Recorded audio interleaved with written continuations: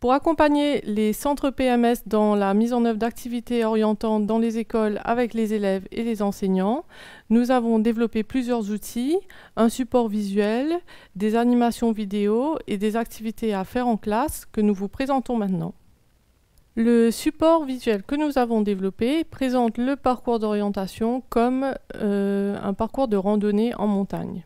Donc pour ce parcours, il faut d'abord bien s'équiper, prendre le matériel et les outils nécessaires dans son sac. Ce matériel et ces outils correspondent aux intérêts des élèves, aux valeurs, à leurs connaissances et à leurs compétences qui vont les aider à avancer dans leur orientation. Tout au long de ce parcours, on peut rejoindre d'autres randonneurs qui peuvent aider les élèves à anticiper les obstacles et les difficultés qui vont se présenter, ou encore les aider à repérer les chemins qui sont les plus aisés ou plutôt les plus adaptés à leur profil. Les différentes possibilités qui se dressent sur le chemin des adolescents sont en lien avec le monde du travail. Les randonneurs qui sont au sommet des montagnes représentent les modèles, les figures identitaires que les élèves peuvent mobiliser pour se motiver et s'encourager dans leur orientation. Et donc tout au long de ce parcours de randonnée, les adolescents découvrent de nouvelles perspectives, de nouveaux paysages qui leur permettent de porter un regard différent sur leur orientation et sur les choix qui se dessinent. À l'horizon se profilent les enjeux du XXIe siècle auxquels les adolescents peuvent choisir de contribuer à travers leur projet professionnel.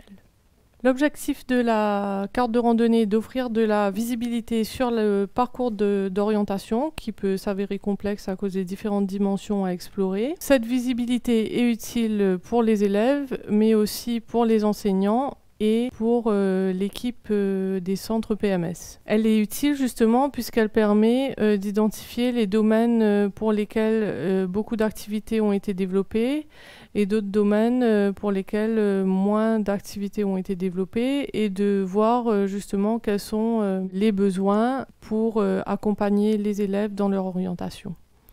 C'est ce que nous avons fait lorsque nous avons placé les différentes activités développées avec les centres PMS sur la carte.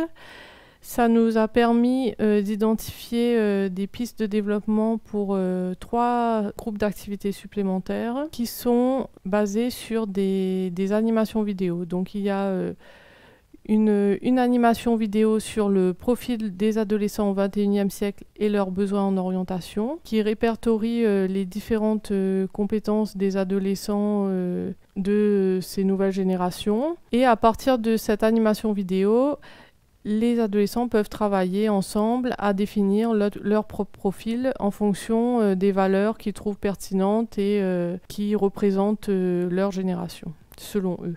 Une autre animation vidéo sur l'évolution de l'orientation a été développée. Elle permet de voir les différences dans les pratiques de l'orientation de ces 3 dernières générations et alors ouvre sur des questions pour discuter en classe sur les critères qui contribuent au choix des élèves et puis permettent aussi d'engager la discussion à la maison avec les parents sur les différences entre l'orientation à leur époque et l'orientation aujourd'hui. Enfin, une 3e animation vidéo a été développée sur les enjeux de l'orientation au XXIe siècle. Elle permet de prendre connaissance des différents enjeux présents sur le monde du travail aujourd'hui et auxquels les adolescents devront faire face. Elle permet aussi de prendre connaissance des objectifs de développement durable et un jeu de cartes a été développé en complément de cette animation pour avoir une meilleure connaissance de ces objectifs de développement durable. La carte de randonnée peut être utilisée par les élèves, les enseignants, les psychologues et les assistants sociaux des centres PMS. Les élèves peuvent utiliser la carte sous format papier ou encore sous format numérique.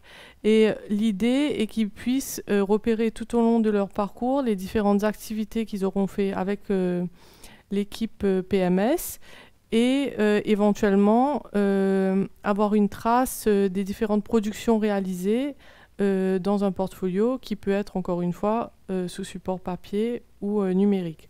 Ça leur permet d'avoir une meilleure vue d'ensemble sur les connaissances et compétences qu'ils ont développées et d'identifier leurs besoins en termes d'orientation pour soit les retravailler les années suivantes ou encore aller chercher de l'aide auprès des centres PMS.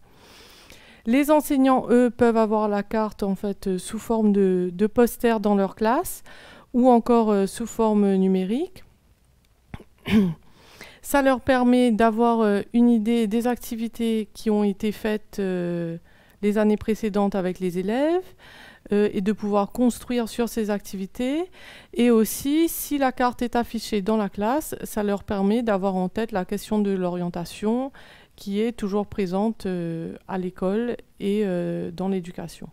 Finalement, le personnel des centres PMS peut utiliser la carte d'orientation pour présenter leurs activités, pour indiquer les nouvelles activités qui sont développées et également pour communiquer sur les activités qu'ils veulent mettre en place ou qu'ils aimeraient faire avec une classe en particulier en fonction des besoins qu'ils auront identifiés.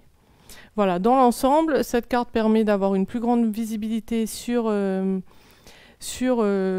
le processus d'orientation et sur les activités qui ont été couvertes par les élèves. Ça évite aux élèves de faire plusieurs fois les mêmes activités. Ça permet aux enseignants et aux psychologues et aux assistants sociaux des centres PMS de bien collaborer et d'avoir en tête une vision globale de l'orientation des élèves. Et puis, ça peut aussi permettre aux élèves de communiquer avec leurs parents sur les différentes activités qu'ils auront travaillées pour leur orientation. L'ensemble de ces outils sont disponibles sur le site de l'approche orientante et les vidéos sont visibles sur YouTube.